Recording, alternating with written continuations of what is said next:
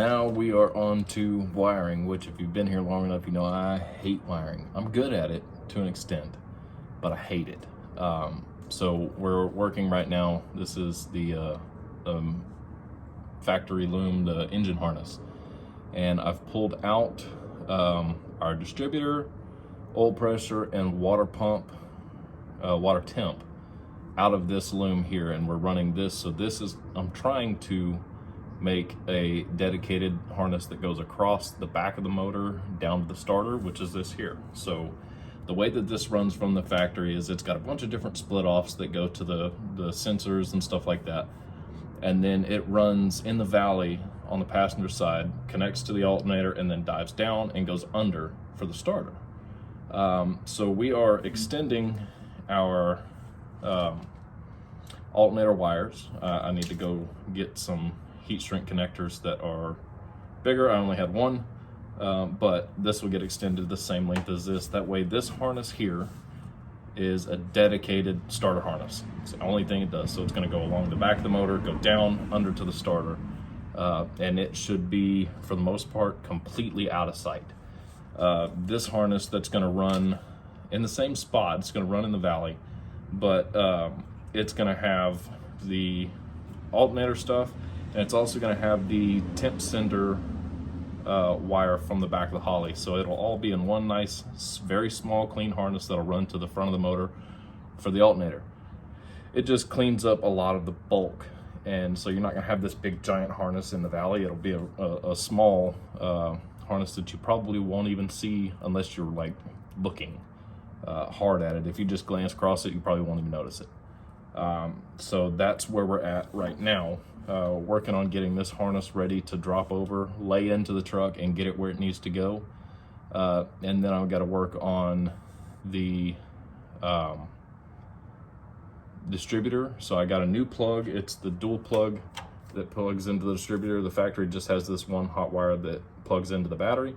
But since we are running tack reference into the sniper, I got the dual plug. So it's got, this is just two. It's got a red and a green. Green is tack. And so we're gonna snip this booger off, put the new harness on, and then that way it's a one simple plug that'll plug into the distributor. That'll give you your hot wire for the distributor and the tack signal for the Holly. And then obviously we've got our oil pressure and our factory water temp sensor, which is going to run down, probably going to run that with the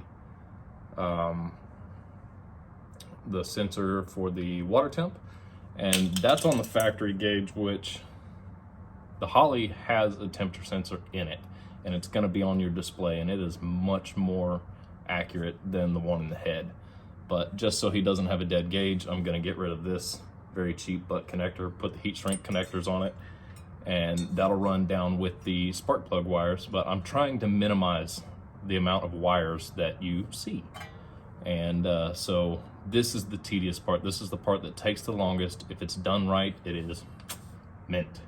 But that's what we're working on today. I just dropped my remote for my fancy little tripod there. But yeah, so got a lot to do. Got a late start. Only gonna be able to work half a day today, so I got a lot to do. See ya. One eternity later. All right, I only had a couple hours to work today, but here's where we're at. So that main harness that I was working on is now run, and it's kind of just laid down there so I can connect that to the starter. I don't know if you can see that harness right there. Maybe way back there.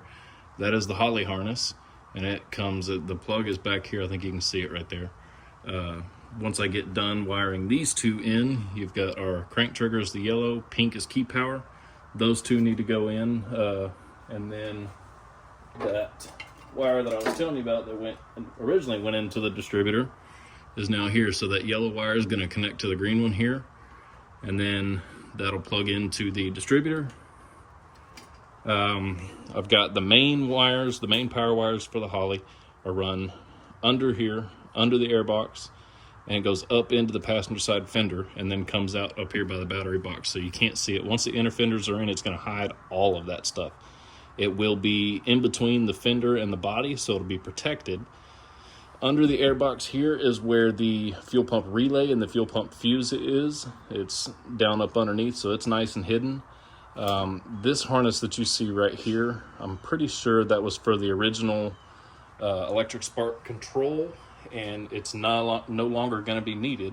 And so I want to get the truck running before I chop that out and then take this off.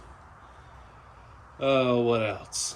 So a lot of this stuff, like this harness here, is factory AC stuff, and since we're not pulling that out yet, once this is all said and done, the truck is running, before it goes back, I'm going to try to vac the system down and recharge it so he can have AC with that factory unit until we do the sniper, or I'm sorry, the vintage air.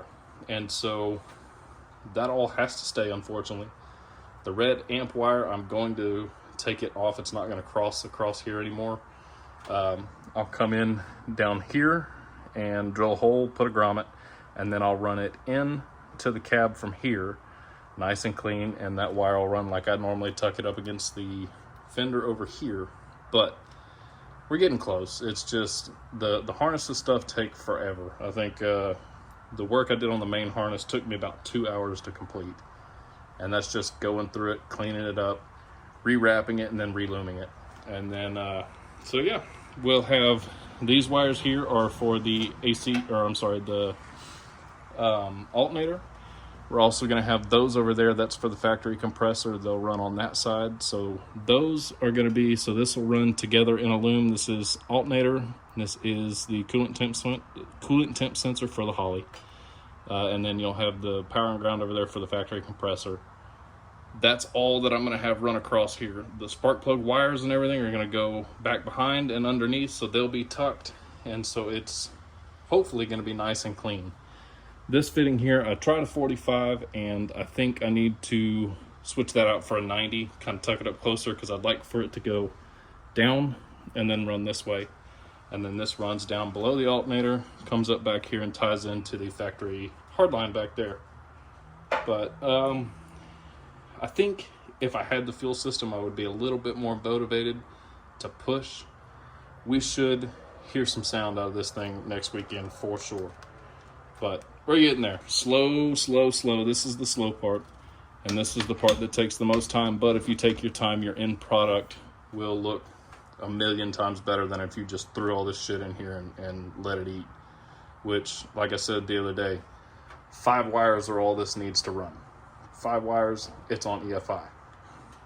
But I want to take the time to make this as clean as I possibly can. I'm treating this like it's mine. Yeah, so that's it for the weekend. I am done. That's a wrap. I will see y'all next weekend.